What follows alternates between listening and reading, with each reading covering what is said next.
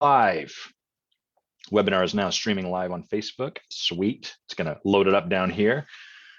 This is the moment, everyone. Happy Friday. Oh, I wonder if it's doing it publicly. That's always the way Facebook jams me up. It's like, oh, it's doing it privately. Oh, Facebook, you stupid idiot. Why would you do a private live? I don't know. I guess I can come up with reasons, but just not why. How many lives these days, people, do you think now? I'm going to do a live pouring of this while I ask this question. Just amusing. How many lives do you think people are doing where the start of the live is, fuck, why isn't anyone here? And then they switch it over to public. 6 billion, 7 billion? I don't know. It's got to be in the billions. Clean up the tea that I just, I have two microfibers on my desk, which came with, I think, my iPads. And what these are tea picker uppers, because I'm constantly spilling tea on my desk. And they serve the purpose of preventing that. So let's see here. I'll arrange that. That looks good. Put my pen here. That's good. Just getting ready to do a live blitz, guys. There's a lot of preparation that goes on prior to starting. I'm gonna have this first sip of tea. Everything feels quite orderly. I think I'm gonna even record this on Zoom. And now I'm gonna start talking about stuff. So, well, happy Friday. And it's a good Friday. We're heading into Easter Friday. Oh, Anna, you're saying it doesn't show live. Try refreshing. Maybe it's not. Maybe my, it says public now, but anyone on or off Facebook now? Yeah, see, that's the thing. That's how Facebook gets you. Anna's got my back. She's chatting with me in the chat, letting me know, hey, it didn't show you as live, which is dumb. Facebook should know better than that. So it's Good Friday. An Easter weekend is here, which means, let's see, Jesus has risen, I believe. I'm not a Christian, so I'm not totally clear on the significance of Good Friday, but my wife is a lowercase c Catholic. And so I think Good Friday is when Jesus rose up from the dead and was raptured or whatever happened. For me, it's nice because it's a holiday and there's chocolate. We consume great quantities of chocolate eggs, which is a significant thing for me because I like chocolate eggs. So I gotta mute that. Quiet there. I see a few people watching now, so let me know who y'all are. Put your names in the comments. Let us know you're here. It's fun to have people live with us. What has been up for me this week?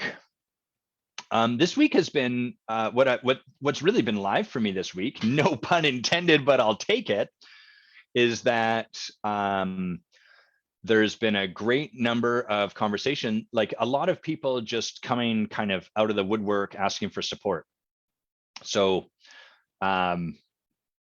people that have been on my mailing list for years, or people that just happen to find me some way or the other saying, hey, can we get into a conversation? Can we chat? And that's always such a delight to get to do. And one of the things that's cool about the way I've built my practice, people are often like, how can you give me any of your time? Like, I don't want to use up your time. I want to honor your time, which I always tell them, you don't need to do that. That's my job and I'm reliable for it. And one of the things that's cool about the structure of my business is that I have oodles of time to support people. It costs a lot of money if people want to be in a committed coaching relationship with me. It's not a cheap thing because we're playing for your life. And that demands a great deal of commitment from both of us at the level that I like to play. But for one-off or just a conversation to support someone where they're at or give them an experience, I'm always a yes to that. And I have the freedom to do that. And that feels so great. So it's been a week with a lot of just connecting with new people, getting to know people, supporting people wherever they are, being in conversation with people and all kinds of stuff. It's been pretty cool. We also had we have paving stones out front, which are like these little stones that are quite nice. So there's like our walkway up to my front door, which is over here, and our backyard has a patio made with paving stones. Happy Friday, Jessica. Thanks for being here. And we had people come in and power wash that. So now we're kind of in the state where all of the muck that was between them is now all over our plants. And now we're slowly getting our yard back to normal, which is kind of a funny thing. Okay, well, anyhow, that's the quick update for how this week has been for me. Let me just check in and see what distinction is live for me that I want to share before I bring Anna on. This might require some tea. The distinction that's really live for me is I have a podcast episode coming out on this topic, but it's the impact we don't want to hear. So the great philosopher Mike Tyson said everyone has a plan until you get punched in the face. And some other boxer, presumably, said that the punch you don't see coming is the one that hurts the most. And so the way this plays out in a leadership conversation, which is to say a conversation about expanding your capacity to show up to life beyond your current range. That's ultimately what a leadership conversation is about, is how can we grow your range so you can bring more of yourself and be with more of whatever life is putting in front of you. This is what is not a leadership conversation, is how do I make my life in such a way that I have to be with less of that stuff. I don't like these people. I find these circumstances boring. How do I arrange my life so I don't have to be with any of that? That's not a leadership conversation. That's a conversation where you are contracting away from the abundance of life. The leadership conversation is, I find I feel drained around these people. How could I be with them in such a way that I never feel drained ever again, that I overcome that experience and create a new experience? That's a conversation that expands you. So that's the leadership conversation. So in a leadership conversation, we're expanding your range. We're supporting you to get beyond the world you've decided is the way the world is, to grow your range, to expand past it. And what happens is that that's going to require you getting clear on the stuff you can't see. Anything you can already see is what you already have. If you're aware of it, it's already inside your current range. You manage around it, you deal with it, you work on it.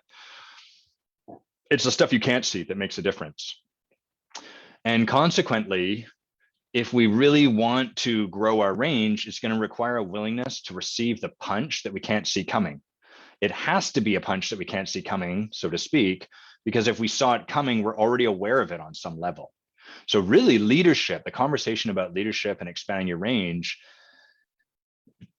to be in that beyond conversation, to be living into that experience requires kind of a vulnerability, a willingness, like, yep, I'm going to take a punch. I don't know where it's going to come from, and I'm just going to let it hit me. I'm going to ragdoll this one. It's going to happen. Here's what happens instead of that, is that we receive all of our feedback. We receive all of the opportunity to get hit by something we're not aware of. And we put it into, I already know this, or here's why I'm aware of this, or here's why that's not so bad. So I remember long ago, probably 20 years ago, I was working as a project manager, and in part of my spare time, I was a manager for the Victoria Electronic Music Festival on our leadership team. So I was managing coordination of artists and inviting DJs to come and play at our festival and blah, blah, blah. And so we ran this festival, and we had some really phenomenal leaders on the team, and we had some people that were not phenomenal leaders. And I remember at the end of our meeting, at the end of our festival, we all got together to do a postmortem, like, how did it go? What happened? Blah, blah, blah. And there was two people that led sort of at the head of this festival. And one of them had been doing it for a long time. And then another one was this guy that had kind of, the experience I had is he just sort of appeared. He just showed up. It's almost like he'd weaseled his way in. I was like, how's this guy here? And the entirety of that conversation, the whole time we were sitting down and receiving feedback, every time someone would provide feedback, he'd say stuff like, oh, totally. Yeah, we talked about that just earlier. And then the next time someone would, I'm just going to share this out, share to newsfeed, share to my story, share to my newsfeed. Come join us. Let's get some more people in here, because I noticed we only have a couple. Come join us live right now.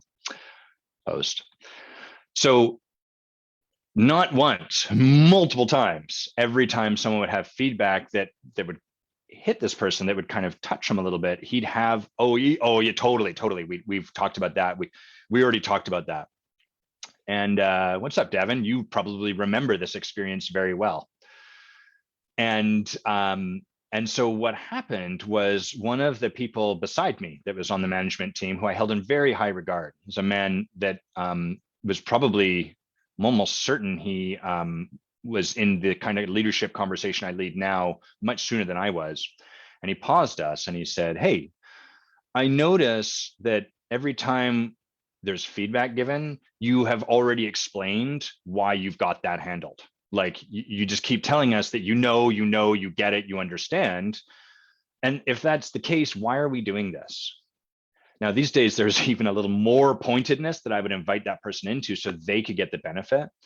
But there is like a real beautiful pattern break there.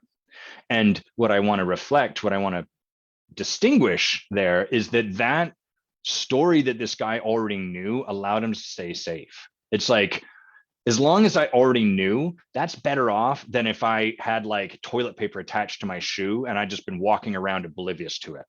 That's one of our real deep fitted fears, is like, fuck, what if I'm doing this and I'm not even aware of it? That's the worst. At least if I'm aware of it, I have a degree of control around it. I remember this point where, I'm just going to give you another example. Ex-girlfriend of mine had her best friend, it turned out, didn't really like me. And I remember talking to my ex-girlfriend and saying, hey, how come your friend doesn't like me? And I was like, is it because, and I listed like the reasons.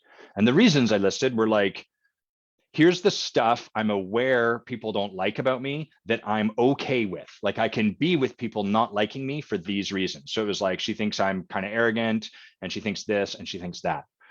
And then she was like, yeah, more or less. So what I did was I completely sanitized, I controlled the aperture through which her feedback could come in such a way that it couldn't hurt me. It couldn't get through. There was no ability for it to crack me open because I already knew. And so it's fine to do this. This is really human. It's just that anytime we get feedback and we already know, the opportunity is for us to take a look and see how that's protecting us, and what in this might we not already know. Where might there be for us to look or let this feedback in that's going to be like, frankly, it's going to drive up our shame or our embarrassment, or, oh, fuck, I'm doing that, but I hate doing that. That's the last thing in the world I want to be. That's where your edge in leadership is. As soon as you already know, well, now we're just in the realm of what you already know, and who cares? You don't need feedback for that.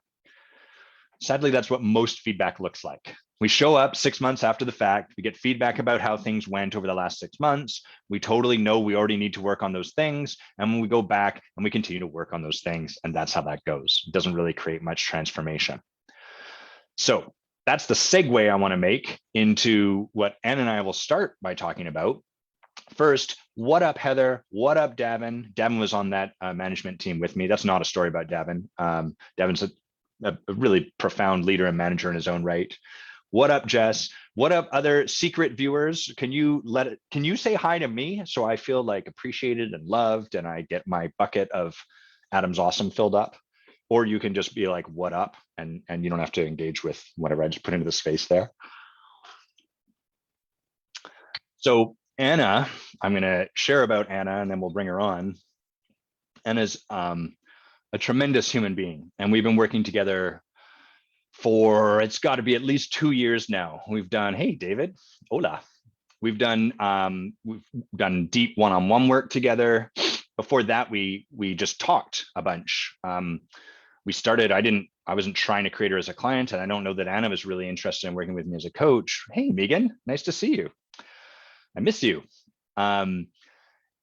So we just started building a relationship, and then she mentioned something. I was like, well, do you want to have a coaching conversation around that? And we did. And then that just naturally grew into a coaching relationship. And at first she was like, I really want to work with you, but there's no, hello, Peter, guten Tag.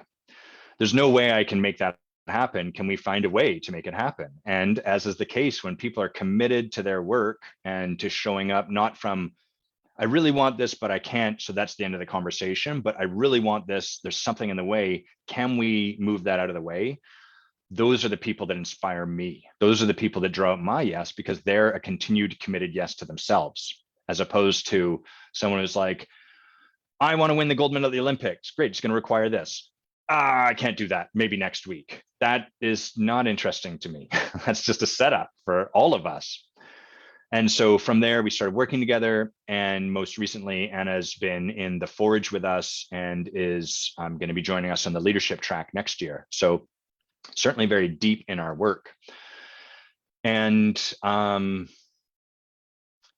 think I want to bring her on to share, like, well, before she comes on, like, what I want to do to start up with is I've been cleaning up with Anna this morning. And in part, that's because deep transformational work, the punch you don't see coming fucks us up. You don't get hit in the throat by the punch you didn't see coming and then just be like, okay, I'm good. That's what we try to do. And then we walk off into our room and collapse. If you ever watched the US Office, there's a moment where Michael Scott sort of tells Dwight Schrute to punch him, like, go ahead, hit me with a punch. Dwight just hauls off and punches him twice in the stomach. And Michael kind of like sort of walks to his office and falls to the floor. He doesn't want people to see the impact. That's what happens when we get this kind of feedback. And so prior to this conversation, Anna and I was cleaning up with her, not because something wrong had happened, but because we need that so that we can kind of get ourselves back to a place where we can be empowered around what's happened, as opposed to like, I suck or I hate this person, but how do I be okay with that? So we'll bring Anna on now. Anna, get your camera on, get your damn mic on, and we'll talk about that. And then we'll probably shift into some coaching. It's going to be fun, whatever we do. I'm sure of that. Hello. Guten Tag. Guten Tag. Would it be good? It wouldn't be Guten Tag. Would it be Guten Nacht? Yeah, but actually in Swiss German, we have a very signature thing of saying Guten Tag, which is Grüezi. Grüezi? Grüezi. Grüezi. Yeah, kind of that's the polite it? version. If you don't know people, you say, yeah, that would be like, yeah, Grüezi. Guten Tag. And what would be like if we were cool? What would we say to each other? Probably hoi. Hoi. Oh, hoi. Hoi, yeah. I like That's it. the cool and fancy version of hello in Swiss German. Just a single syllable. So unusual for German words. Normally it's like, can we just bung a few more words in here to get a nice big yeah, but meaty... Swiss German is really like condensing everything a lot compared to German. So even more efficient. Well, no, but yeah, I think that's a story for another day. Like cultural differences between Switzerland and German, it's actually quite interesting. Well, Devin says, greetings, Anna, hoi. So he's already very multicultural on this one. So, well, first, how was that? Just sitting in the green room as we set that up? Oh, completely fine. It's like, you know, just I was getting a bit nervous. I noticed like, oh my God, I'm actually going live with Adam. I'm having a audience for once because my lives tend to be like lurkers only. And I never know, right? But yeah, I mean, so far, so good, like a normal life. Just now I'm on the live too. Cool. Well, so let's start with kind of the thing you'd like to work on, and then that will allow us to segue gracefully into it. But then we're going to go back to talking about like the cleaning up we've been doing and or more so me and all of that. So what's the thing that feels like, I'd really like to work on this as a starting point today? Yeah, so what I noticed when I talked to my mentor, Robin, is how much fun my life is. So yeah, you know, all my sports, the Alps, everything like so cool, except my work, which sucks. And I would love to have my work be fun too. You got it. I'm just gonna open a window here while we do this. There we go. So yeah. This off of my camera. Got it. Okay, great. Devote basically the month, like I have this cool passion planner for Beyond Bay, right? So the month's focus, I already put down like have work be fun. So I thought it would be cool to have a conversation around this. Got it. Okay, great. So kind of creating your experience of work and what you call work and doing work the same way you experience the rest of your life. Yes. And Excuse me. I was thinking that my survival mechanism plays a role, but this hasn't been the case. So Right. I'm up for the ride. And is your experience for the most part, the rest of life is like, notwithstanding that it looks fun, like, oh, someone's skiing and it looks fun, but like we could look at Andre Agassi, who was a very famous tennis player, and be like, what a life, but he was miserable and hated tennis, it turns out. So I just want to check in, is your actual experience while you're doing all these awesome things that it's fun? Yes, super fun. Like I adore skiing. I adore being outside with my horse and the dogs, or like pretty much all the alpine stuff, or surfing when we go somewhere else. It's really like this experience of flow I have a lot, and really like how I do courageous things all the time, not even thinking about them. People reflect to me, oh, you're so courageous in what you do, and I'm like, it's normal. I don't even realize. I mean, at work it has been this. Okay, got it. Great. Okay. Well, so we'll find a way to segue into that. Why don't we start this conversation just about what we've been doing this morning prior to getting on the call? Like, take us back to how it all began. So like, what were we doing? What got driven up for you? And I'll sort of ask some questions, but maybe you just want to start by sharing your experience and what was happening. So starting in what we did in the Forge, right? Yeah, that's right. Yeah. So what we did it's fun to sort of tell you what we did in the Forge since you led the work. But I think what really sort of stuck with me is that we got our survival mechanisms distinguished, right, in front of the group. So the group would reflect what they could see gets in our way. So everyone would sort of be on the hot seat in a way, and people would reflect what they feel or can see gets in their way. And more importantly, even, or as a second part, how it affects them, like what the impact is of when we show up from survival mechanism. Right. And for me, yeah. So I just want to point to a part you said there, which was yes, the things we do that get in our way. For the most part, my experience was most people are like, yeah, I know I do that. Was that your experience? Like, yeah, I know I do these things that get in my way. Yeah. Right. Whereas, that's what I wanted to add. Mm-hmm. Yeah, how it leaves people, like the impact people are left in when we show up this way, that was a little more stinging or challenging to be with. Mm. Great. Okay, please continue.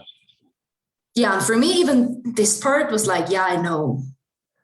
And so I was almost like, during the call, I was like, yeah, it's the perpetual heartbreak I have been in all my life almost. That's how it occurred to me. I was almost not really touched. I was almost a bit disappointed. I was like, I thought this would be more intense. And then we went off call and I had a total breakdown. Like I sobbed for, I think, more than half an hour. Was there something that switched for you between those 2 hours where we were in a call together and what happened when you got off call? I oddly don't really remember. I think I kept thinking about it. And then I had this like, oh my God, like I felt like I want to do something with this. I don't want to let sort of almost slip by.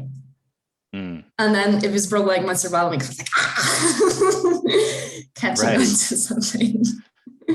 And was like, are you willing to share some of the impact people were left in from the stuff you do that causes sabotage? Can you word that differently? So like, would you be willing to share some of the feedback you got? So yes, like, of course. Here's the stuff you do, and then here's the impact. Yeah. What stuck with me is someone said, I'm like a tornado with no eye. Right. I'm sort of way too fast, running away, like running ahead. So people just can't follow. Yeah. And yeah, I think that's probably almost it, right? It was about like how fast I go and how much I think and how complex my thinking is and how I tend to go in circles and my thoughts go crazy and no one can really follow. Right. And I remember how Bay said that I'm reliable to sort of put something into the Forge in the Facebook group and then come up with the solution myself an hour later or something like that. Right. And I felt like, yeah, that's really true. Yes. Got it. So that's the thing, this is what Anna does at Sabotage Her. And then what was the impact? How were people left when that showed up? Yeah, like left behind. And then, of course, disconnected. And it's, I think, something along the lines of exhausted or, it's sort of really hard to keep up. Mm. And Yeah, so yeah, which has been my experience. Like I said, so people at some point disconnect and are like, "You're too much for me," Uh-huh. almost. And was there any particular impact that this part of you was having that really hurt when you heard? Not in this moment. That's what I said. I'm Right. like, I have heard this so many times. So in this moment, it was like actually more like getting present to how perpetual this is, how I am already prepared, how I'm braced almost, right, to receive this kind of feedback that I'm too fast, too complex, too far ahead. And I was Right. like, I know that. Yeah. Tell me something I don't already know. No worries. I can be with that.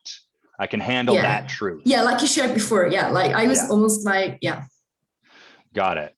So I remember, may I share sort of my memory, like some of the Yes, please. impact? Great. And Mm-hmm. and for everyone watching or listening, Anna's doing a beautiful job of sharing. There's like the punch we can see coming that doesn't feel nice. This is what we get in the performance reviews. In our performance reviews at our jobs, this is the sort of stuff we get, right? You're too fast, and then there's some advice for what to do. Like, what do you imagine some of the advice you'd get would be, Anna, if this was like a job performance review? Um, hmm. Yeah, something like running it by people more often, for example. I Right. think, yeah. Yeah. You go too fast, you leave people behind. We're like, I know I do that. I'm working on it. You should try. And then their advice to fix the thing that's showing up, which includes that's the same stuff I'm already trying to do. Great. I'm already doing it. And there's nothing really new there. And then where we're going is one step further, which is having people get present to the impact of this way of showing up, which is really confronting because we Oh, yeah. don't, the it's easy to know the stuff we're doing, but to really hear and have shown to us the impact, that is a lot. That largely gets obscured. We don't notice that. We don't see that. We work, in fact, to avoid having to see it. And so one of the things I remember, Anna, was people saying, like, I just stopped trying to help you. Like, I give up Yeah. because I can't Yeah, keep up. true. Right. So Mm-hmm. why would I bother? Which, if you're listening, you can probably imagine that wouldn't, like, fuck. People aren't Yeah. even willing to Yeah. help me. Sorry. Go ahead. What, Yeah, I please was just share. like, Peter says, like, what struck me is that someone said the same thing Peter says, my husband. He's going like, trying to help me. And then I'm like, no, that's not it. Right. And that's what people shared too. I was like, oh shit. Just like Peter always says. Right. So then it's like, well, what, as you sat, like, so I got, initially there was some disappointment. The call ends, and then you're like, kind of, it sounds like you're really struck by this at that point. So was there, what showed up for you in the wake of that? So yeah, I just remembered when you shared a bit more, and I got present. Like, it's funny how I didn't even remember exactly, actually, in hindsight. So when I got off the call, what happened is that I collapsed my identity with the feedback I got, as if I was inherently not able to connect with people because I am intelligent, I am quick. Right. So I meant sort of, I'm doomed almost. So that's what happened after the call. I just went south so fast because I was like, my personality is not fit to connect almost. Right. So what I heard happen, and then you check my feet. Yes. But it was sort of like, you got this feedback, like, here's a thing you do. And the way it landed for you was, here is who you are as a human being. And this is the impact I'm left in based on just who you are as a human being. So therefore you're fucked, and you're always going to leave this impact. Have fun. Good luck being you. Was that kind of the experience? Yeah, spot on. Beautiful. So the thing I want to help everyone see at this point is what Anna generously shared there, is the experience all of us have, is we stop relating to the stuff we've learned to do because it provided us some kind of short-term result. We stop relating to that as like a thing we learned to do. And instead it's like, well, no, this is who I am. This is just the way I'm constructed. And so if I wanted to create a different impact, what was the conclusion you drew, Anna? Apart from I'm fucked. Yeah. Like, how did you then think you had to show up? Well, the same. Okay, basically, like as in, almost like there is no hope, so why bother, almost. Right. And the thing I remember you saying also was, Oh like, yeah, I I'm guess giving I up the did. work. Okay, Sorry. great. Yeah, that was part of it. Yeah, like but yeah. Okay, no, please go ahead. The floor is yours. I think I just wanted to add, when I texted you, I wasn't sure whether I sort of go too quickly in this. As when I shared, like, I feel like quitting for the first time. It's like, it makes no sense. Right. Well, and I remember this is what I recall is where you kind of felt left was, okay, either I'm just fucked, like the option is I go out into the world, I leave people in this impact, and I guess, be okay with that, or like resign yourself to it. Or the alternative I remember you mentioning was like, or I show up fake. Like, I guess I just show up and Right. pretend Yes, a different way. Yes. Do you want to say more about that? I said, I think I sort of mistook almost the forge. So I didn't take on responsibility. I said more like, oh, okay, the forge is not the place then where I can show up as myself. I thought I could show up as myself in the forge. I see I can't, so I'm going to go and show up fake in a way. Right. Which is very much not me, right? Yes. So such a beautiful example of, one, why we just don't give people this feedback anyhow, in most part because we're not very artful with it. We don't have any training with it. We can't distinguish any of this stuff. Most of us would relate to what Anna's doing as who she is as well, not because there's something specific with Anna, but because that's what we do with everyone. The thing people do that has an unintended impact, that's not a thing they learn to do. That's a choice they're making. It's who they are as a fixed human being. And so then why would we give that feedback? It's just going to make them feel bad. And when we do get that feedback, makes us feel bad. And our choices are, I guess I resign myself to the fact that some people are just going to not try to help me because they're morons or whatever. Or I'll show up fake in the situations where I do want people to feel like they can help me to make them feel better, but it's at a cost of sacrificing part of what feels real for you. Does that sound about right, Anna? Yeah. Yeah, great. So, of course, just getting this sort of thing, being with this is going to be confronting. It leaves you in this sort of place, which, as I'd shared with you, is a little bit like, it's not our commitment that you get into that place. Our commitment is that you are able to create a new possibility, a new way of showing up in your life, but we have to have you start to see the impact you're having before we can get there. And we're willing to create that kind of experience of confrontation. It's not what we're committed to, but we're willing to allow for that. So that's how we're holding it. But what happens for you? Let's talk about like the mess that then gets created beyond this initial mess.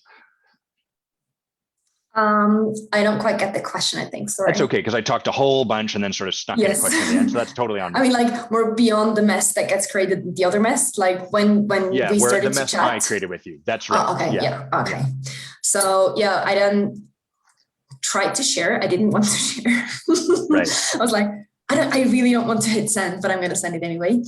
Because I think that's thanks to the container we created over the years as well. Because I knew, yes, that's why I texted you and didn't show up in the Fortunes moment, because I felt like, okay, I can sort of trust you. It's not, how to say that? Like, it was just this one that I felt like I could sort of share, even though it feels very, very edgy. And I shared like what we just talked about, basically, right? Like how I feel, how wrong I am, like how intense the experience is or was, and what else? I don't quite remember. Like we pretty much just talked about it, right? So actually hoping for, I think what you shared when we had the conversation before, when you cleaned up, is like maybe hop on a very short call and sort of help me, because I felt in a way something was going almost too wrong, because I felt like this collapsing thing that I made myself so wrong, this couldn't be right, almost like, or it couldn't be the way going forward. And the text that I felt like quitting and anything, right? Let me walk us through it a little. Let me slow us down. Yes. So we're going step by step. Yeah, so, I'm a bit confused too, to be honest. Like, okay. Hey, no, you're doing great. You're doing great. So you sent me a text, which was Yes. basically like, here's what's going on. Here's Yes. how I feel. Like I've got the two choices, right? I'm fucked or I fake. I guess Yes. this isn't the place for me because people are pointing to the fucked part. So I guess I'm going to go somewhere else. I don't want to fake. And then what did you get back from me? So what I remember, you sent me this audio message kindly. You took the time, which I appreciated, but then you said something along the lines of, yeah, I mean, it came across as this. You didn't say it like Totally this. Okay. Yeah. But like, yeah, this is probably the heartbreak you're sitting in right now. Right. Because of what people shared. And I was like, fuck you. I was not courageous enough to text that. I tried to sort of make it right a bit, but then you didn't text me back. And then I went to sleep because it's late in the evening when we do the forge. Let me check in. So when I said, yeah, this is probably the heartbreak, blah, blah, blah, how did that leave you? Like what did you then feel internally from that? Very like misunderstood and left alone, unheard. It was like, that wasn't what I wanted to bring across. Got it. I felt like I needed, like you said earlier today, either love or maybe some sort of, hey, you got that mixed up, or, you accidentally made it all about you. And what did you feel you got instead of those things from me? More of you're wrong in this moment. Right. It came across as you're wrong because you didn't say that, but you fed into the belief by saying, oh yeah, it's just the heartbreak in a way. Right. Great. And then, you went to bed as it's nighttime. And then what was the message you sent to follow up? And then I'm going to talk about my side over here, but. Yeah. Do you remember? I can cue your memory if you want. Yeah. Yeah, please. So it was basically things are worse. I'm actually thinking about quitting. Like that was kind of the follow-up as far as I remember. So do you want to just elaborate a bit on that? Not necessarily. Okay, great. Well, here's what I remember is you at that point were like, your voice message didn't help. And if in fact things feel worse, I feel like there's been a dent in the trust. Yes. And I think I then shared, I managed to decollapse by talking to a couple of friends or something like that. Right. At which point I was like, we're just going to lay the rest of this out summary so I can talk about this side and then we can talk about cleaning up. So at which point it was kind of like, I said, I have a reflection for you, but I'm a little nervous to offer it. So it was like I was going in with you again, and the reflection I had for Anna was really, this is a little bit more of the same thing, because what got reflected to Anna was like, there's a problem. And then she solves it 6 hours later on her own. And what I was present to is like, this seems a lot like that same thing. So that was the reflection I had for her. And I kind of like, I have something for you. I don't know if I want to give it to you. And then when we went a little further from there and it didn't really get us anywhere, right? Would that be fair? Yeah. So, and then from there, Anna said, we're talking on Friday. You can interrupt me if you want, Anna, but like Anna said, we're talking on Friday. Fine. It's funny how much of a mess it is actually in my head. Normally I remember those things like really clearly, but I'm so in the experience still that it's actually sort of, I'm glad you actually talk a bit more how it was. So then Anna shared with me, hey, we're scheduled for this conversation that we're in on Friday, and I'm not feeling really good about it. And maybe we should cancel, but I don't know if I want to do that. What can we do? Which is the point where I said, well, here's the options. We can absolutely cancel, or we could get on the phone an hour beforehand and, I can clean up what I've created and then, we can go from there. And there's probably a lot of value in having a live conversation about this. What do you see? And Anna said, let's do that. And then we've cleaned up. So now I want to talk about this side of things as the person holding the kind of coach leader position in this. That's my job in the Forge, is I'm leading that group, developing the leadership of everyone, and then we'll come to what cleaning up looked like. And Anna, feel free to interrupt if you want to interject anything, okay? So the not taking responsibility version of leadership at play here, like the choice that would be readily available for me to take would be to say, well, Anna, that's not what I intended. I'm not telling you you're fucked. You're interpreting it through that lens. So I'm sorry you feel that way, right? You know, those shitty apologies that sometimes people give you where they're like, I'm sorry you feel that way, which is like, kind of like saying, I'm sorry you're a broken human being, which causes you to interpret everything in the world a shitty way, but I'm fine and life's great for me. So I hope that helps you. And then you're like, fuck you. That didn't help at all. That's what most leadership conversations look like, because all the attention would be on my intention. My attention would be on my intention. I didn't intend for that to come across, Anna. So there's nothing for me to really clean up aside from, I'm sorry you didn't understand my intention, which would totally miss any possibility, any of the possibility that Anna's providing me as a leader. So again, my opportunity here as leader is to really get responsible for my impact as well as my intention. And what that means is, first of all, being willing to hear it. Just like all of these people in the Forge being willing to hear about their impact. Now it's my turn to hear about my impact. How did the way I show up land on you? And so that's part of what there was for Anna and I to do today, is to have Anna share with me how I kept leaving her. When I did this, where did that leave you? Well, how did I leave you? Why don't you just quickly give us some of that, Anna? Yeah, a bit like actually I should prefer like deeper in the experience of not being heard. Right, kind of like pushing you further down a little bit. Yeah, because I didn't have the altitude in this moment or the capacity to receive. Right. So it was just like more of feeling misunderstood. Awesome. Thanks for sharing that again. And so you can imagine that's the last thing that I want to deliver to Anna. I'm standing for Anna's breakthroughs. I'm standing for her greatness unleashed on this planet. And I'm standing for this pattern not to keep getting in her way. And then here I am, the impact I'm having is quite the opposite of that. In fact, what I'm doing is causing more of a mess with her and leaving her feeling even more stuck by the way I'm showing up. So I have a very human resistance to defend what she's sharing, or to say, yeah, I know I can do that sometimes, or to do any of those things that would allow me not to fully get what Anna's generously giving me in this conversation we're having to clean up. And instead, my job is to really get it, to really like, I can really see, and I can really see how when what was going on over there with Anna was really tender. Of course it would be, right? We just did this really confronting exercise, drove up a bunch of stuff. How is she going to be anything but tender? And here I am sort of standing for like, now climb up the brick wall, keep going. And that's not what she needs.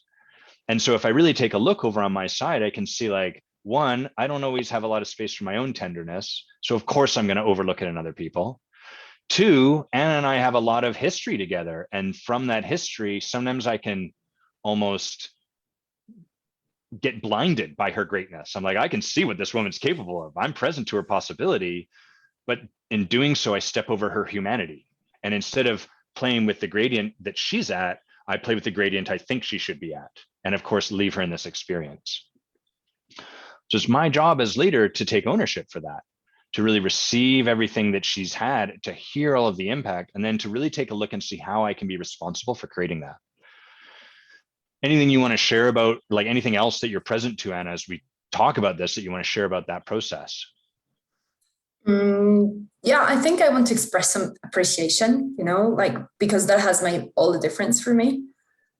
I think I can remember how we cleaned up in the past, like once we had where you were like, hey, would you like to hop on an extra call? And we had this extra call, and this really like was such an amazing experience. And like you said, it's not something that normally happens. And I really like highly appreciate, I can be like, hey, can we clean this up? And then we go and clean it up, and it's super great. Like it makes, such a huge difference in trust for me and in what becomes possible from there. Yeah. Yeah. And we're so, one of the things that's been present for me is we're so unwilling to hear about our impact, which is what's in the way of us cleaning up. I don't want to hear it. And just some quick examples of how we avoid being with our impact. Here's a really popular one. If Anna started to tell me what was going on, and I immediately was like, I'm so sorry for that. I'm sorry for that. I'm sorry for that. So rather than really let myself feel the heartbreak of the way I'm showing up and the impact, unintended, that I'm having, I'm apologizing it away. If I can just clear this away right away, then that reduces the need for me to actually sit in it. So our apology can actually be a strategy to avoid being with our impact. How crazy is that? And so that we get really fragile. We're not really willing to hear our impact. And then from our fragility, that's how our trust in ourselves becomes. So we don't really have much trust in ourselves. We're like these porcelain dolls working so hard not to make messes anywhere in the world. And then there's no ability to be powerful from that place. Powerful becomes like handling everyone with kid gloves and then using powerful language, I guess, or I don't know, Anna, whatever that would look like, right? We can imagine it. And instead, what builds our trust are conversations like this, where we, hey, my intentions, I'm clear. My intentions over here were really pure for this person in front of me. And I'm also clear, like my impact was not in alignment with that. And when I can allow myself to hear that and clean it up, what happens is I develop a level of trust in myself that goes far beyond not making messes. So the game stops being, I trust that I will never make a mess. The game becomes, I trust that there's no mess that I will make that I cannot clean up and make whole again. And from there, now you got some freedom. Now you can start to like, all right, I can swing these arms, because even if I knock my chair over or something, I can clean that up. Anything you'd like to say about that, Anna? Yeah, I was just becoming present of my time in civil engineering. I had this really like cute, nice boss I loved very much, but he was totally like avoiding any confrontation. Like I could not have a conversation. I tried many times. I was like, I feel like I don't have enough time or something like that. And then he was like, yeah, don't worry about the time, don't do, as in always fixing it for me instead of, hey, let's get into a conversation. And I just became aware it was actually this very thing that sort of ended up like we couldn't even try. We didn't even start to have the conversation. It was like it stopped very early on in the relationship in a way. And I kept sort of bumping up against this wall he put up. And yeah, it just became really clear to me how intensely I've experienced it and how frustrating it was to sort of not be able to break through. Yeah, beautifully said, right? Like we can, because what we relate to is fragile, we protect. And it becomes this invisible wall. It's like old video games where, I know you play video games too, Anna, where your character, you can see the map, but they're trying to like keep you in this part of the story. And you're like running and nothing's happening. You're like, what's going on? That's what this stuff is a little bit like. And it's perplexing because we don't, it's not out in the open being spoken about, but it's just like, wow, everything leads me back. I can't seem to get through it. And then what that really leads to is resignation. We're like, fuck it, I guess that's not for me, whatever's over there. Yeah, and as opposed to video games, we cannot really level up by grinding. That's right, exactly. We do try quite a bit. We try hard. I love, Devin just said, he was referring to, I'm so sorry you feel that way. And he was saying, I hate when I say that, it's a drop shot. There's something about that metaphor. I'm just imagining someone like, we're in a rally together and we're doing stuff and it's like, I'm so sorry you feel that way. And you're just like, oh, okay, I guess we're not going to stay in this conversation. Which is part of what I'm really, have you read Brad Blanton, Anna? He wrote, what's this, Radical Honesty? It's a great book. And his whole premise in the book is, first of all, people hear his book's title and they're like, oh God, I'm going to start being radically honest with people. I'm going to tell them what I think. He's like, that's bullshit because you're full of shit and you don't even know it. So that's, if you want to be radical honest, it begins here. You got to start being truthful. But then his next level is that we can bring honesty to one another, provided we're willing to stay in the conversation. And for me to hear how I'm impacting you, and then for you to hear my feedback and to stay with each other until we complete on this. And that's what gets missed is we're not willing to stay and receive that impact and really get what's going on over there because we take it personally and then we're just, we're in it. Yeah. So we've kind of talked about cleaning up. Well, I'm curious if there's anything, like this is a bit of a just wide open, but anything that you feel called to speak to or mention or that's been, brought to the surface for you in this conversation, Anna. I'm more like present to what we sort of finished the conversation up with and how that could sort of segue into the request as well, maybe. Let's do it. What we have talked about is, and I thought it's cool to mention this as well, because you gave me the feedback after all you wanted to give me, and I could receive it, right? When we cleaned up, it was totally okay to receive that feedback. And I was like, oh yeah, you're right. I almost like missed the opportunities. I'm so grateful you brought it up, because even considering it was maybe sort of almost too much, or I collapsed and made myself wrong, there's something like an opportunity showing up as well, right? And I saw it a little bit, and you saw it more than me, I guess, because you were like coming more from outside, of course. I have wondered about this opportunity, and I have wondered whether actually what gets in the way of having fun at work, what gets in the way is actually this not yet breakthrough thing around this, like what's sort of hidden there. So that's sort of what came up for me. Great. Well, let's talk more about that. Let's start to go into that. So I don't think I totally followed you in what you were saying there. So like, what gets in the way of you having fun at work? And then I missed, can you maybe clarify what you perceive as getting in the way of that? Yeah. So the same thing that came up during the breakdown.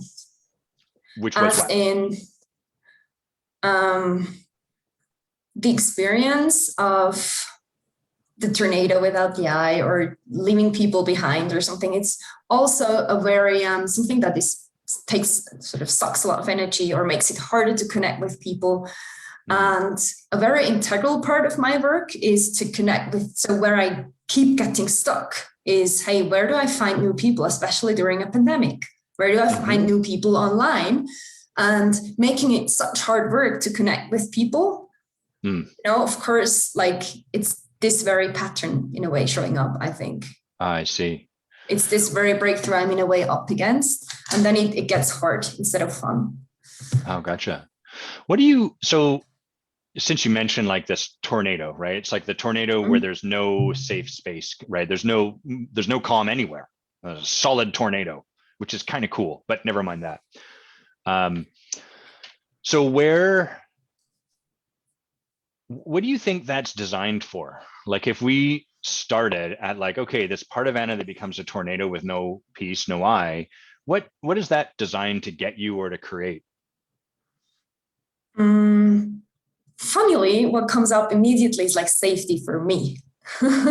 How is it safe? Yeah. Yeah, as in I can figure things with my mind, like everything. I can sort of solve everything in my head before I take action, or I can sort of figure who are my people before going out and making a mess or something like that. And why is that safe? I think, funnily, to protect me from this experience I've just had, to feel like wrong and off again, like in a very fundamental way.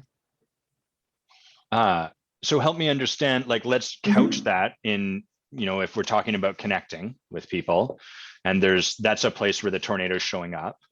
So like, and you're saying that's designed to protect you from finding yourself in a particular experience. So if we grounded that experience in connecting, what would that look like? Do you want me to say that question again? Yeah, no, I think I'm fine. Well, if my reply is completely off, we'll find out. Yeah. So, okay, now I think I lost it because we talked about the question. Yeah, totally. That's the way it goes. So you're saying there's a particular type of experience that you're speeding up and spinning is designed to protect you from having? Yes. What would it look like to have that experience in the context of connecting with people? People being a no to me in a very like fundamental way. Like your stuff isn't interesting. And then I feel like, oh, I need to go figure how I make it interesting, So I want to fix first almost, or I go back to this, I go out there, try again with already like having so much overthinking in the back of my mind. I don't go out there and show up authentically, but already with all of the overthinking in the back of my mind. And so I go there and then I make exactly the experience that people don't get me. And that's what I try to avoid. So I'm sort of, I don't know if it makes sense, but it's like a vicious circle almost. Yeah, self-perpetuating, basically. Yes. Right. Okay. So what you're trying to avoid here is people rejecting you, it sounds like, saying no to you on some level. What is it about you you're afraid they'll say no to? Like what would that no look like in the context of what you're doing to connect with people?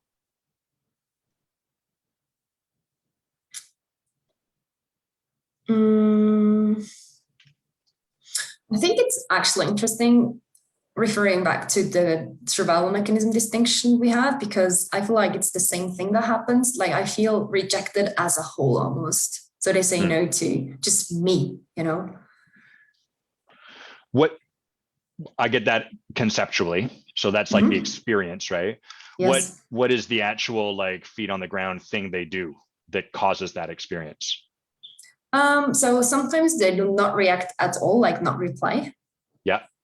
When I reach out to someone new, for example, or they stay in a way very surface level, like not really answering my questions, or I try to make an effort and be like, hey, XYZ really inspired me about your, I don't know, for example, LinkedIn page or something. Right. Or whatever, I like, whichever medium, right? Or your book or something. And very often, and then they are more like, oh, have a nice day. And I'm like, come on, I want to connect. So and you're then I wanting... make it mean, I make it mean I wasn't smart enough. My request wasn't thought through or something like that. Gotcha. So there's a way they're responding to you that then gets filtered through this, like you're actively trying to avoid a particular experience, and then they respond a certain way, which you then make mean that particular experience. Like, oh, fuck, yes. That's exactly the thing. Yeah, again. Right, here we go again. It's happening again. Got it. So are we talking, just so I'm clear, primarily in these kind of reach outs where we could call it like kind of cold? They're not someone you know yet. You've just seen a post or a book they've written or something? Yeah, because my network is tiny as of now. So I'm like, hey, I really want to expand and get to know new people. Got it. How do you feel about small talk in social situations? In real social situations? Like you go to an event or a party. I have come to terms with that. Okay. You know, I used to, as in, I think I find usually ways to enjoy it, you know, like that's what I miss a lot right now. That's what I think that's one of the most, like, of the coolest bits when we work together on. As in, I could go to a networking event and get into conversation with many people. Right. And it would be sort of small talky, but I would then usually quickly find something to hook on and connect with the person. Got it. Okay, great. And online, is there small talk? Like, where does this question come from? And are there moments where in small talk, like I'm curious if you experience, so you've probably had this experience still, sometimes you go to talk to someone in person, and I know we're casting our memory back a little bit, but you talk to them and you're like, so what are you up to in life? I sell books. What kind of books? You know, any kind of book. And you're like, okay, we're hanging out up here. That's where this conversation is going to be. Do you ever have that experience? Yes, totally. Oh yeah, yes. That's draining. Right. Okay. And I'm curious if you attach the same meaning to that as with this other situation that we're talking about. Yes.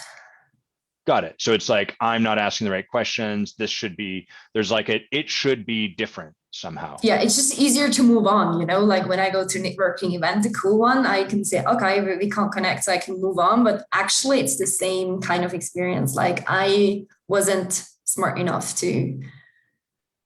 Got it. I was like crack the person. Right. There's a way they should be. There's like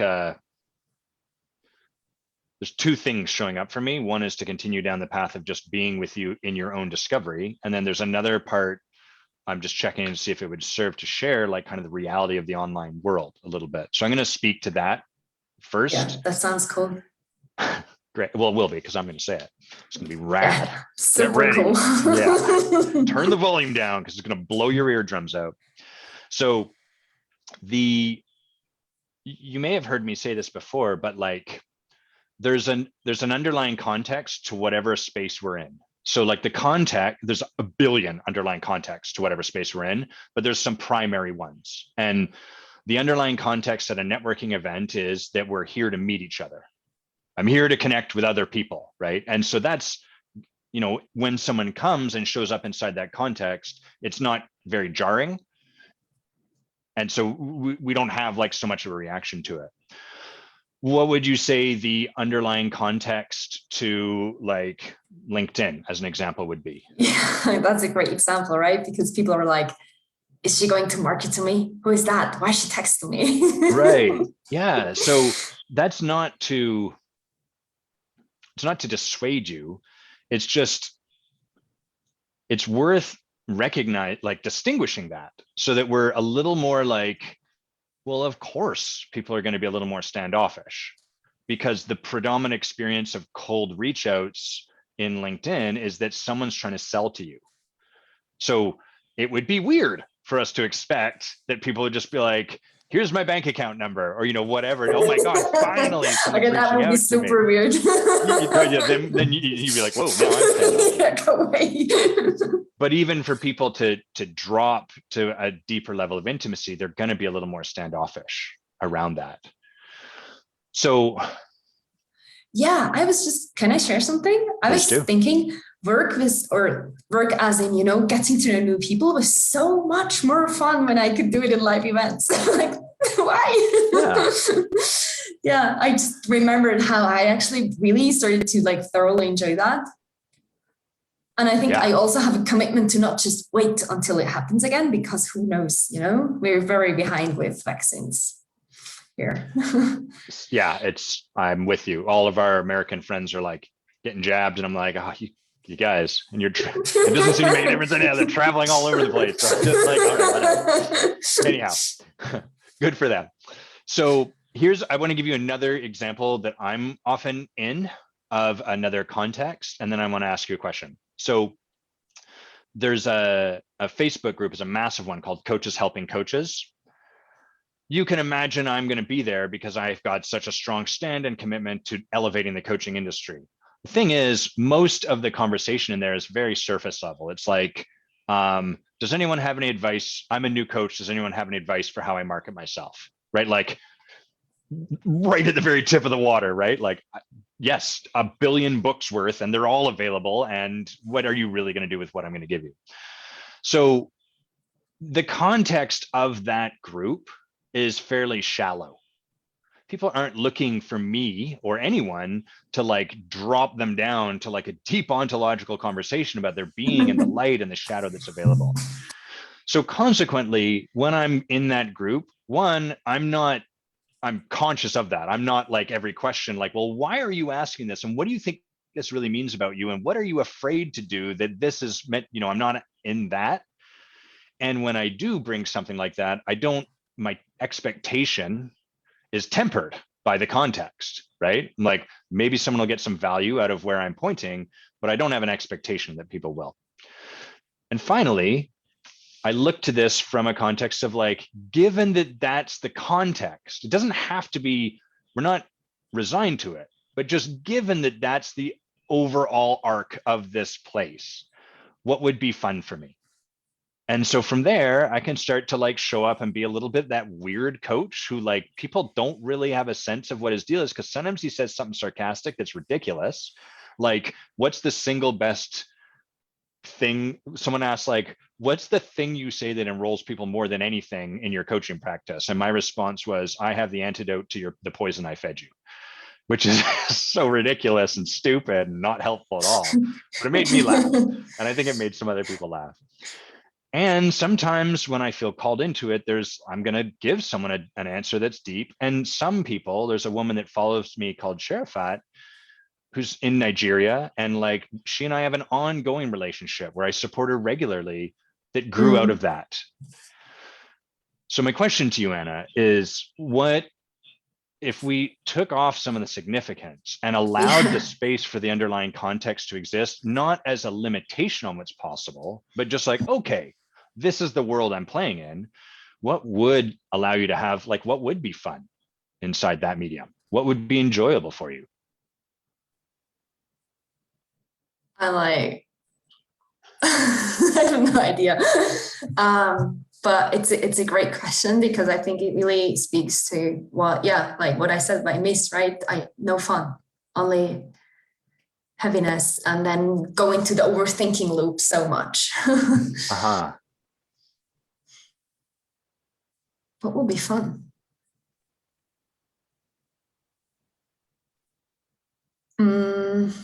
What is your flavor of fun? What does that look like? In general, like we're in life, or if we were just look at your life and you were to kind of just, so my flavor of fun is a little bit like cracking people up, being a bit of a wise ass, you know, kind of poking people in the ribs now and then, but not from nastiness or cruelty. I can do that. That's available when I'm afraid, but like from an open heart, that's kind of my version of fun. What's your version of fun? Yeah, I mean, I totally like to make people laugh. Okay. So I like that, like when you shared like how you're going to go and share some weird stuff, it's like, yeah, why wouldn't I do that? I mean, it's something that's almost become impossible within this context of significance.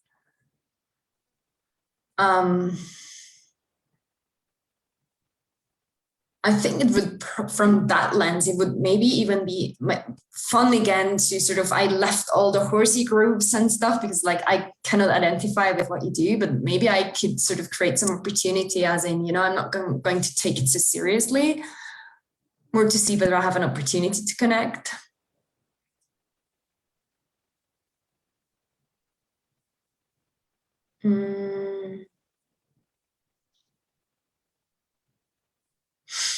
I was just thinking how I compliment people. Like I am in this one group about dog training, and it's a group with a lot of amazing people in there. And I just compliment all the Dalmatian owners on their beautiful dogs. It's sort of like, I'm just like, oh, you have a Dalmatian, let's connect. But it's funny how I actually mostly blank out. You know, I'm like, which is actually a good sign, because what comes up as well, it's like there's some possibility. Yeah. Usually what gets when we have an experience over here in most of our life, and then there's this other thing where it's like that experience cannot exist, it's because of the way we're relating to this thing. So like I hear for you, there's real significance about connecting with these people, like them just being standoffish isn't just a function of that world. It'd be like if you went to India and no one knew what you were saying and you took it really personally. You'd be like, what the fuck? No one responds to me. And it's like, yeah, they're Indian. They don't speak Swiss, German, French, all the billions of languages you do speak. But that's kind of what's happening, right? You're going to this other place, and then that creates significance. And what happens is when we have significance, it leads to scarcity. So when yes, I knew you would say that. And I have actually in a way a good example that, like, I just joined a group of gifted people, like a small curated group, and in a way I felt like I don't want to go down that path too far, almost, because it almost feels like I add to the significance and scarcity. I don't want to limit myself to people who label themselves gifted in a way. You know, not to judge or anything, but I just noticed, you know, like looking for only those really special groups that perfectly speak to who I think I am, or, you know, what I identify with, is almost like limiting myself in a way, as opposed to, you know, the example you made with this group of coaches, like you in a way loosely tied to, but then you sort of come from abundance rather than from scarcity. Like, what can I make out of this opportunity? Here's one thing, here's a reflection for you though, is like, it's funny because you're saying, I don't know that I want to go down this path of gifted people because that would be limiting so what you're doing is you're making that group significant. That's what Yeah. So, that's what I meant. Yes. but what I mean is even not going in that group, maybe you're already saying this and I didn't hear it, but like even choosing not to go in that group is I another chose to version of, go. yeah, Yeah, exactly. I So it's chose to like, go and to interact. I just chose to not limit myself to the group. great. And the place I would invite you to practice is like, what would be fun? Like, what would have me Yes. delighted in this group if it was all on the table rather than it needing to go a certain way, rather than us needing, Yes. because that's going to start to open you up, which will then start to Yes. open. So, like, when people, this is not what you should do. I'm just giving you like intending to share my process is when I'm at a networking event and people are like really close like that. I like, so, I'd be like, what do you do? I'm in sales. Oh, cool. What do you sell? Books. Oh, how long have you been doing that? Oh, a while. I'd start to be like, are you a spy? Like, what's going on? This story is not, because that makes me laugh. And I'm jabbing them in the ribs a little bit, like, come on, I'm here in front of you. Let's have fun together. Let's show up. And that it's not, it lets go of the expectations for how it needs to be. Right. And then we can Yeah. be with each other however they're showing up. You can be closed off. I'm going to be a dumbass. What I notice a little bit in this is how actually my survival mechanism has held me back a lot, as in, oh, I cannot go and have fun almost. Yeah. Because of the significance, because I need to survive, as in, I need to make sure I'm coming across the right way. And it's so funny that I say I want more fun in my work. And then you're like, what would be fun? I blank out. It's so telling. It's really funny. Like I'm actually laughing at myself a little bit in this. What do you see you might take on as a practice in service of not having that stop you anymore? I think actually, so part would be brainstorming, actually, what you asked me to go deeper into that question and be like, what would be fun? What would genuinely be fun? And then probably actually stay really present to the fear that comes up with it. And maybe, sort of take on some work around why do I feel I can't, for example, make a joke in this gifted group because they're all very serious or something. I already noticed, I just wrote an introduction for them. I actually scrolled through the group to see whether people introduce themselves with pictures or without. And then my natural inclination would have been to have to share a picture, and nobody shared pictures of themselves. And I was like, okay, I'm going to go without the picture, something like that, to sort of not just brainstorm, but also sort of in a way stay in the conversation around it to make sure I'm not almost like falling back. What would have been a fun picture for you to share? Well, I'm in love with my skiing pictures. So I probably would have shared a skiing picture right now. Nice. Yeah. Awesome. So I heard you say like brainstorming some ways. Is that something you'd like to declare you'll take on? Yes, totally. Okay. I'm excited to do so. Sweet. To find out what's actually fun, like as in I know what I think is fun, but to sort of how can I connect it to the online world as well? Like, which groups can I go and have fun in? Plenty, I guess, that's like that. Even this opens up so much possibility. Yeah. Anything else you see to take on from our conversation? Yeah, so something around a practice around probably sharing in the Forge, maybe, as in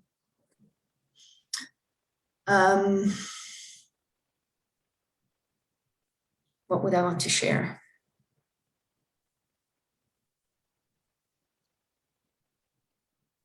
I'm not sure if it's just the weekly form we fill anyway or something, like stay as in be open to feedback around it or something, like when I don't know if you can see that, but from over here, it seems like there's a lot of survival mechanism stuff going on. So I'm prone to overthinking it again and to maybe have a practice as in check back in with people, maybe in the Forge, to make sure I'm coming from abundance, coming from essence and not from survival mechanism when I take this on. So basically an invitation to people to stand and reflect to you. Yes. Yeah. Yes. Spot on. Yes. Yes, exactly that. And I want to check like, my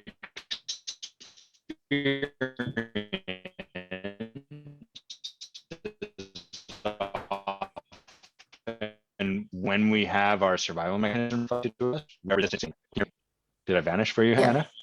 Oh, Yeah, it's I telling me didn't my hear you really. We're back. It's because my internet backup machine has activated itself. Oh, you're on a Zoom call going live? Let me back the internet up for you. Thanks, I'm good. Can you hear me now? Yes, I can hear you now. Great. So my experience is when people reflect our survival mechanism, the thing we do that gives us short-term safety, when they reflect that to us, Yes. our automatic responses, no, this isn't that. So I just want to check, like, is there anything, first of all, is that possibly predictable for you that might happen? Can you share again? You were still a bit wonky. Sorry, yeah. Is Now it you're possible back. you might be resistant to people reflecting that to you? Like when they're like, hey, it seems like this, that you might have some resistance to that. I think it's right now it seems like very okay. Maybe thanks to having like broken down so badly and survived in a way almost. It's like it can't be that bad. Okay. So I don't know how long this is going to Okay. stick around, but right now I'm like, I really want to hear this almost, you know, like I can see so much opportunity right now because I survived like the worst breakdown ever in a way.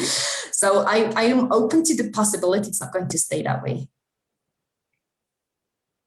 Okay, well, No. so the You're follow-up back. question would simply be, yeah, the follow-up question is simply, is there anything that might support you in those moments when you're a little resistant to sort of letting go of that resistance and receiving the feedback they have?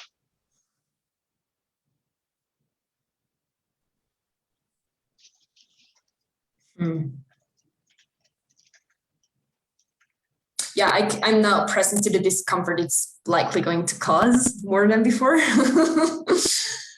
I don't know what I could say apart from trying to stay aware and in the practice, like, you know, I'm not sure.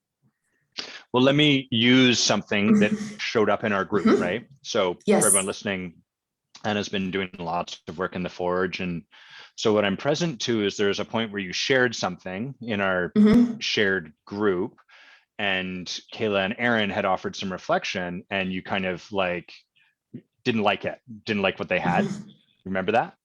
Yeah. So if we use that as a bit of an example, right? And really, I'm not saying they did it perfectly, but I'm saying like, if we trusted that they're reflecting something that you might not want to see, what would support you in that moment? So if we use that as the example to sort of let go, how could they support you to let go of that resistance just a little bit more? Maybe asking for permission could be like super helpful. As in, are you open to reflection would probably be enough. And then I could say no. Okay. Great. Okay, perfect. So you giving you the choice, checking in with you, would you like some reflection would really support that's super helpful. Yeah, Excellent. That's what I noticed has been very, very helpful in our conversations, you know. So you actually asking for permission very often, as in, can I turn off the flame? Would you like to hear this? Are you open? And then I can, like I said, like yesterday, I actually said no.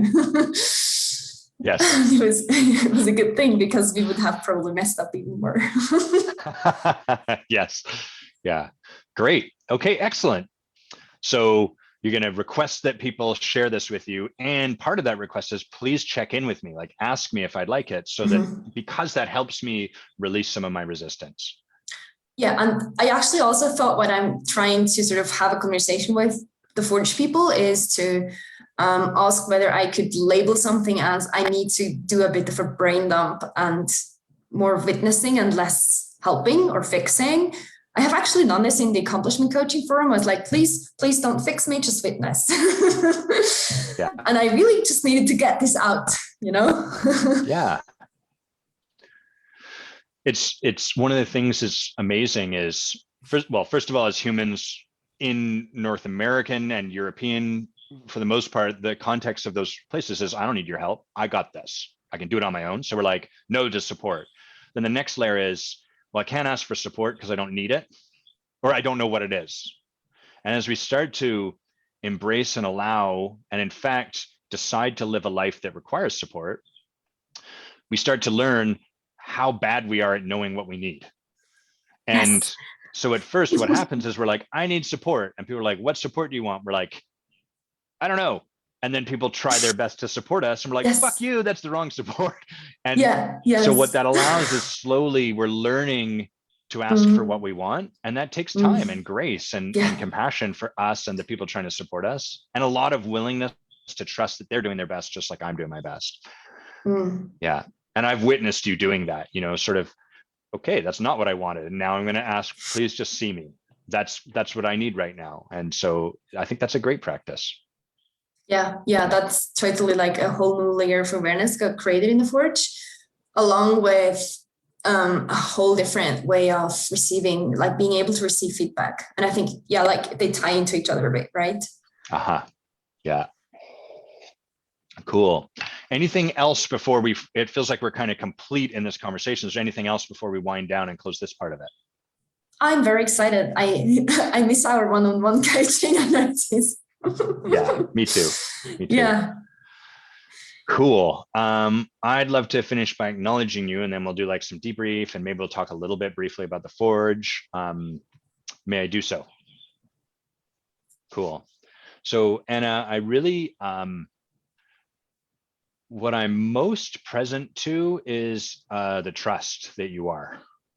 And I really acknowledge you for that, because one of the hallmarks I've noticed of brilliance and its way of staying safe, right? Every quality of being has its own way of staying safe, but brilliance, one of the things it learns to do is just don't trust. If I can derive this, if I can work it out, if I can solve this equation, trust is not required. And then I don't have to worry about the possibility of being hurt, dropped, fallen, let go, whatever. And I'm really, I so honor your willingness time and again to let go of what you know so as to step into what's beyond that. And that's saying something, because you know a fucking ton of stuff. Like, you're a really, really brilliant person. It's not like your aperture for what you know is small, right? It's huge. It's bigger than most people could even dream of.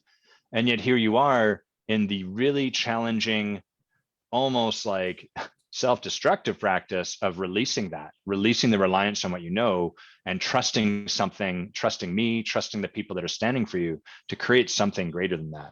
That's such courageous practice, such a leadership practice. And I thank you for every time we get to be in conversation, I get called forward into something greater. I learn something new for myself. I get to practice like, oh, great, here's another chance, great, to be humbled. But to like, not from a fuck this place anymore, but just really like a lot of gratitude for who you be and how you're committed to showing up in your life. Thank you. You're welcome. I love you. It's awesome to get to be in relationship with you. Yeah, same. Anything that's present for you that you want to share, kind of shifting into a debrief, stuff that showed up, stuff you want to speak to or that you noticed, or anything like that? Not really. I'm just, yeah, like present to, like, I keep saying this, but I'm really present to how much I love the work. And how the profoundness and what you can bring forth in people. And yeah, it's just such, like, it's so close to my I always say, like, my mission in life is to change the definition of leadership in the dictionary. And like nothing else gets closer to this than this kind of conversation. So every time I'm like, oh my God, this is on mission, Totally. Yeah. Yeah. Same here. And I'm always, I'm always made present in these conversations how much easier it is to talk about this stuff. We just want to talk about it. Let's talk about it. But the real work of like being in it with someone and being with our messes and letting go of our human resistance it's the most challenging work. And then it's the most rewarding. It's like, I often relate to when people are like, so is coaching a cool job? And I'm like, it is the most, like, your heart will be, it's the most heart fulfilling work in the world, but heads up, it's the most heartbreaking world too. Yes. Like, you're going to be with all of it. It's just opening yourself completely to everything. And so leadership and coaching for me are very much those things, and such an honor, such a sacred practice. Yeah, I agree. Anything you'd like to share about the Forge? You're still in it, obviously, and then Yes. going to be on our leadership track next year. But is there anything you'd like to share about your experience or the people in that group with you, or what you find is getting created?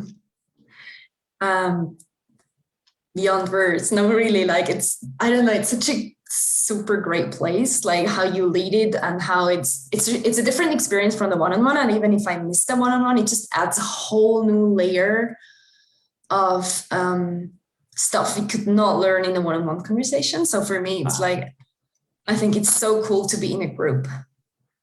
Yeah. And I'm in a way continuously amazed by how willing people are to sort of, how generous and willing they are to sort of show up and share this stuff and not give up. I was like, there were situations I was like, this person is going to quit, and nothing happened. They stayed in it in a way, like also not just within the conversation, but they're still, everyone is still in the forge. Everyone is still committed. Everyone sort of, and how I really love like how you reel people back in a way, right? Like we had this conversation, we have 2 months left. What do you want to create for the reminder? Like it's all of those things that for me like really stick out so much. And I'm in love with the Forge. And I'm like, for the first time, I can imagine to sort of actually lead group programs, because I can see what magic can happen within a group for the first time. Like, oh my God, this is so cool. I love what you said about everyone's still in it. And what is so special about that to me is there's no one in this group surviving it. So everyone, it's easy to just, I'm here, I show up, whatever. Everyone's playing for the breakthrough. Everyone's playing at the edge of their resistance, where it's like, I really want to leave. I want to make you wrong, or whatever anyone's resistance shows up as, like. And then the magic is that people are hanging out right there, and they're not doing the easy thing, whatever the easy thing would be, whatever their resistance insists they take on. They're choosing something beyond that. And to me, that's the work of spirit. That's divinity. Like it's so human to have resistance, and it's so human to let my resistance, I don't know if win is the right word, but like I'll use it to win, right? Like, here's all the reasons not to make this crazy investment in my coach. Here's all the reasons not to like do this. Here's why life isn't that bad. Here's why I don't like the thing Adam's saying, and I'm certain that he's wrong, and I'm just going to go this path. And then when people choose beyond that, first of all, that's fine. There's nothing wrong with that choice, right? It's like, I can have a great deal of compassion. And when people choose to stay on that needle's edge, that razor's edge with us, that brings me to tears, and it's just it's such an amazing thing. I think it just makes it all the more, like you said, like all the more wonderful in a way, like when people choose into possibility instead of doing what's sort of predictable. Cool. You're going to be on our leadership track next year, as is Mia, who's in the comments. What's up, Mia? Let me see. Actually, if people want to follow you and your work and what you're creating, where do they do that? I think best on Facebook, actually. Cool. Because I'm really present on Facebook. So yeah. And you are Anna Huwiler? Huwiler. Which is not spelled the way you think it might be. It's Huwiler, right? Yes. Great. And what are you like? What are you doing? I know you're doing one-on-one work with people. Is there any other stuff? Like, are you doing equine work or anything along those lines? Yeah, so I have this big goal so it depends on coronavirus, obviously, but I have this big goal of running retreats here in the Alps. Yep. With my horse assisted and dog assisted, because I think that's really like magical, because that's actually how I sort of came into this work. Because I used to have a very different style of leadership with my animals, so much more about co-creation. And I was like, oh my God, this exists amongst humans too. And I really love the way animals can give feedback. It can be a lot less confronting in a way. Yes. They're just themselves, and we get that in this kind pure. of work I do with them. Yes. So I would really love to get people here, experience this like super stunning nature, and the animals, the sports, depending on what they're up to sort of have this immersive experience in a retreat. So yeah, that's my dream for this year. Cool. So if that's something that speaks to people, they can reach out to connect with you, have a conversation about Totally. it. Yes. Yeah.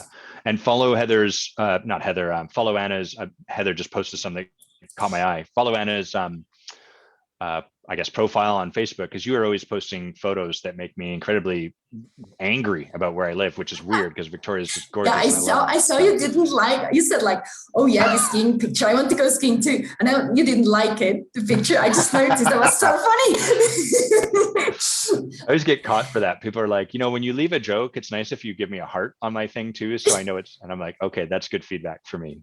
There's an impact there I wasn't aware of. Yeah, it's fine. No, don't worry. It was, cool. I thought it really funny, to be honest.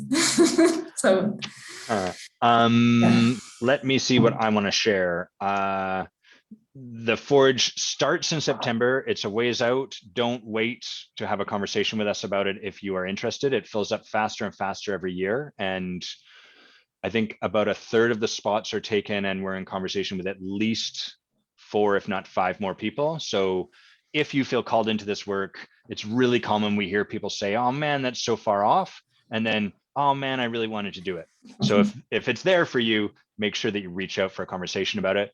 Nothing has to happen in that conversation. It's just an opportunity to explore what might be possible for you. And the next iteration of the Creating Clients course starts in May, which is 1 month out. And I'm not sure if I'm going to do more beyond this run. So if that's something that you feel drawn to, if you're kind of like, oh, I'd really like a little more depth in the work I'm taking on, I want to kind of understand how to bring this way of being that we're talking about into the work I do creating clients and a thriving practice, you can reach out to me about that. I'm going to put both. Look at this. I'm going to put all of the Evergrowth, all of the links here, coaching.com, and bam, I've got the 2 links in the Facebook comments there. And the last thing I'll say is that you get access to all those materials, all the Creating Clients materials in the Forge that's covered as part of it, but you don't get to be a part of the group calls. So that's kind of, if you sign up for the course itself, you get to be a part of all these group calls where we're coaching you to show up the way you want to show up in your life and to create clients from that place. Basically like Anna, who's going to now be sarcastic with people and have a blast while she's connecting with them on Facebook groups. And I'm trying to, there's it's like, well sold. Totally, yeah. It's interesting, just as a final thought, there's a group of, I'm part of you could call it like a men's brotherhood. So a networking group of people that are up to all kinds of stuff. And it's like heartfelt men doing cool stuff in the world. And there's people in that group that are up to crazy stuff, like some of the best rock and roll drummers in the world, and like keyboardist from Earth, Wind and Fire, the famous like whatever funk band, and just like people that did crazy stuff. And what I notice is there's a part of me that very urgently is like, I need to make a difference. And then the softer, more wiser part of me is like, Adam, trust that. Connect with people slowly. You know to do this, and don't allow the urgency to take over, and just be in the space and let people be with who you are and keep connecting with them. And that's what allows me to make the difference. So just sharing this, Anna, because it is reflective of me, how I notice like my urgency can show up there where I'm like, I need to do more and fill my calendar. I'm like, no, I don't. That never works for me. Yeah. All right. Thanks everyone for hanging out with us on this Good Friday. Have an amazing Easter weekend. Follow Anna, sign up for all my programs, pay me money. That's a great call to action. Love you all. Thanks for hanging out. Have yourself an awesome weekend. Bye-bye. And then we go